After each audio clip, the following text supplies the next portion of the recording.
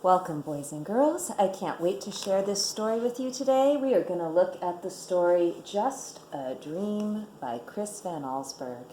And you can already see it's going to start out interesting as there is a bed stuck in a tree. But that's not what I want to focus on today. Just a Dream by Chris Van Alsburg is just one of the many books that he has written, and he always makes you think, no matter where he goes with his story. So I hope you will think, but particularly about how to summarize a story. We're asked to do that all the time, and a lot of people like to do it by doing a retell, which is giving every single detail of the story. No. So, what we're going to try today is a somebody wanted but so then summary, which helps us to kind of focus our idea, make almost like an outline of what we want to say in our summary, and then we can turn it into a paragraph. So this is going to help us organize. And once you know this strategy, it works really well for information as well as fictional stories, for being able to kind of give people the important nuggets of something. You can even do it with a movie or a podcast, what have you, okay? So that's what we're going to work on today. So you can imagine I'm going to be asking you who the somebody was, what did they want, but, so, then. So pay attention to that as we read Chris Van Alsburg's Just a Dream.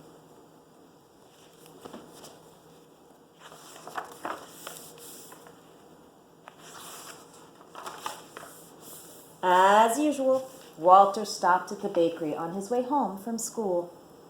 He bought one large jelly-filled donut. He took the pastry from its bag, eating quickly as he walked along. He licked the red jelly from his fingers. Then he crumpled up the empty bag and threw it at a fire hydrant. At home, Walter saw Rose, the little girl next door, watering a tree that had just been planted. "It's my birthday present," she said proudly. Walter couldn't understand why anybody would want a tree for a present. His own birthday was just a few days away. "And I'm not getting some dumb plant," he told Rose. Well, I think I can already sense an issue here. There's Rose watering her gorgeous tree. One year I actually read this book to a class on Arbor Day. It was pretty cool. I was pretty excited about that. After dinner, Walter took out the trash. Three cans stood next to the garage. One was for bottles, one for cans, and one for everything else. As usual, Walter dumped everything into one can. He was too busy to sort through garbage, especially when there was something good on television. The show that Walter was so eager to watch was about a boy who lived in the future. The boy flew around in a tiny airplane that he parked on the roof of his house. He had a robot and a small machine that could make any kind of food with the push of a button. That'd be kind of cool, right?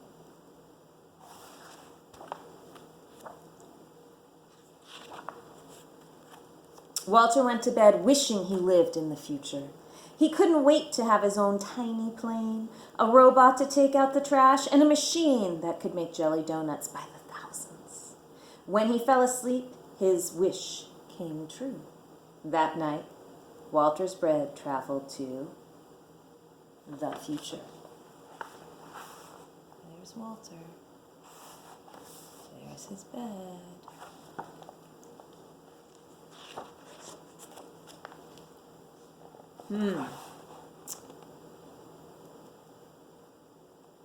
That doesn't look good, you guys. What's he on?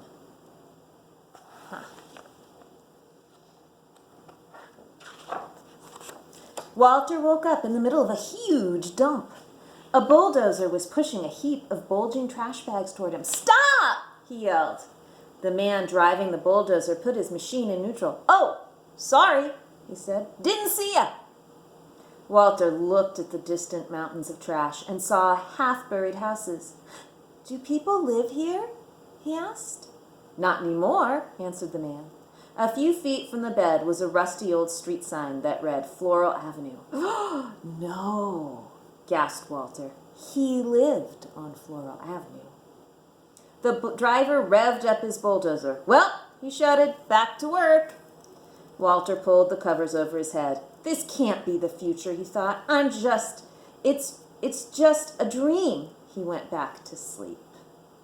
But not for long. There he is.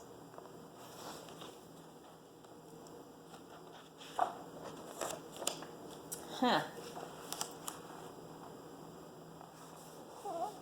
There he is. That looks a lot like the cover. I love how the cat keeps appearing on his bed. Walter peered over the edge of his bed, which was caught in the branches of a tall tree. Down below, he could see two men carrying a large saw. "Hello!" Walter yelled out. "Hello to you," they shouted back. "You aren't going to cut down this tree, are you?" Walter asked. But the woodcutters didn't answer.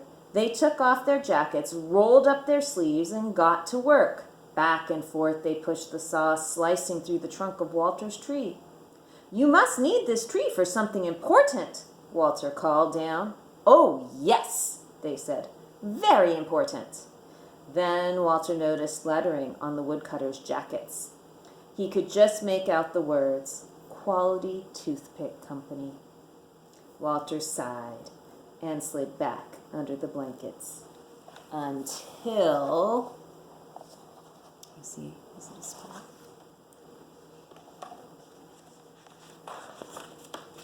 Oh dear. Make sure you notice the cat. Can you see the cat?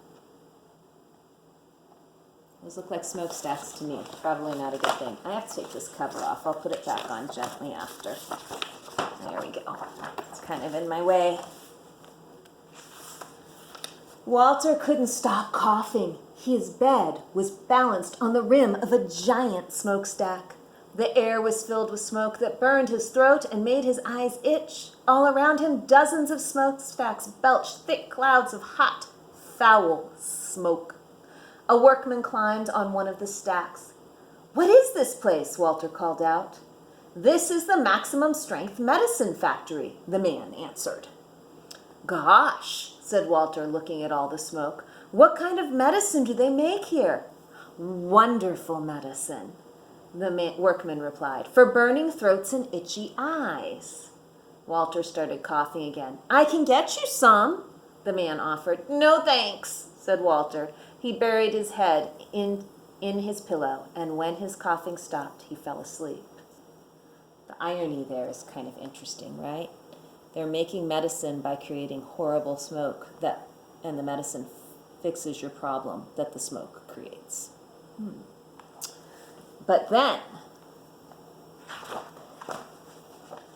Hotel Everest. Look at where he is now. Is the cat there? Yep, there's the kitty cat, curled up against him.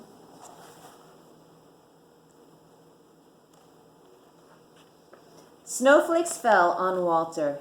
He was high in the mountains. A group of people wearing snowshoes and long fur coats hiked past his bed. "Where are you going?" Walter asked. "To the hotel," one of them replied. Walter turned around and saw an enormous building. A sign on it read, "Hotel Everest." Is that hotel, asked Walter, "on top of Mount Everest?" "Yes," said one of the hikers. "Isn't it beautiful?" "Well," Walter began. But the group didn't wait for his answer. They waved goodbye and marched away. Walter stared at the flashing yellow sign, then crawled back beneath his sheets. But there was more to see. Poor kid's not getting much sleep, is he? Here he is. Good thing he has an all-terrain bed. Walter's hand was wet and cold. When he opened his eyes, he found himself floating on the open sea, drifting toward a fishing boat. The men on the boat were laughing and dancing. "Ship ahoy!" Walter shouted. The fisherman waved to him. "What's the celebration for?" he asked. "We've just caught a fish," one of them yelled back. "Our second one this week." They held up their small fish for Walter to see. "Aren't you supposed to throw the little ones back?" Walter asked. But the fishermen didn't hear him. They were busy singing and dancing. Walter turned away. Soon the rocking of the bed put him to sleep, but only for a moment.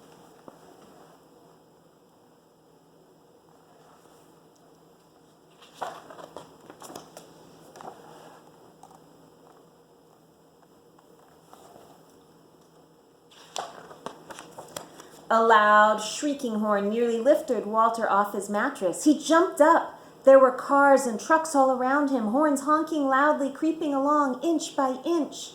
Every driver had a car phone in one hand and a big cup of coffee in the other. When the traffic stopped completely, the honking grew even louder. Walter could not get back to sleep. Hours passed, and he wondered if he'd be stuck on this highway forever. He pulled his pillow tightly around his head. This can't be the future, he thought. Where are the tiny airplanes, the robots? The honking continued into the night until finally, one by one, the cars became quiet as their drivers and Walter went to sleep. But his bed traveled on.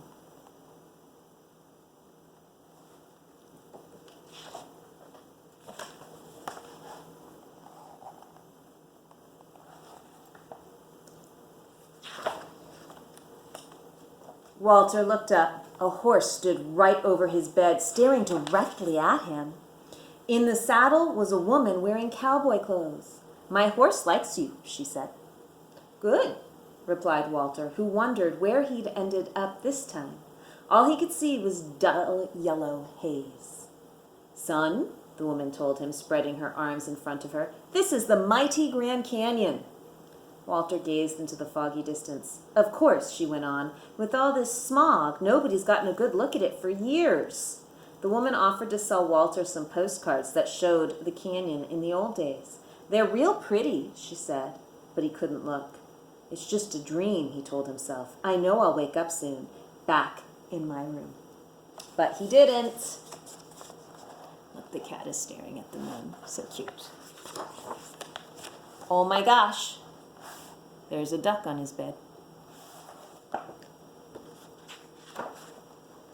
Walter looked out from under his sheets. His bed was flying through the night sky.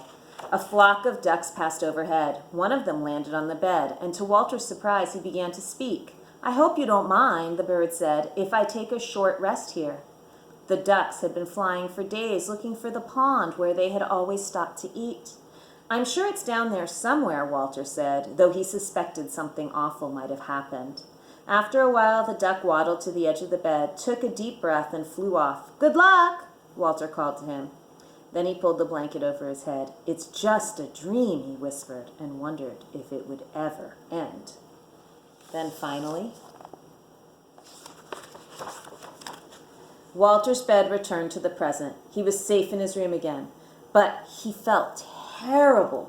The future he'd seen was not what he'd expected. Robots and little airplanes didn't seem very important now. He looked out his window at the trees and lawn in the early morning light, then jumped out of bed. He ran outside and down the block, still in his pajamas. He found the empty jelly donut bag he'd thrown at the fire hydrant the day before. Then Walter went back home and, before the sun came up, he sorted all the trash by the garage. Sounds like he had an epiphany. He had a realization, right?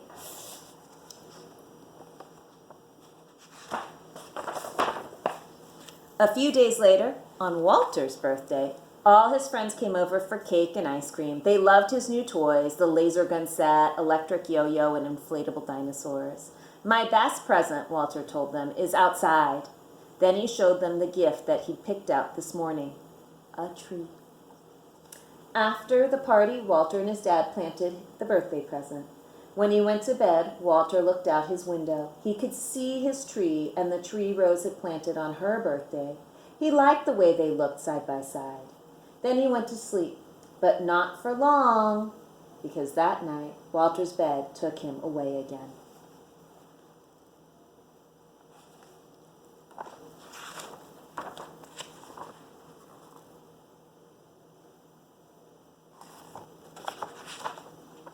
When Walter woke up, his bed was standing in the shade of two tall trees.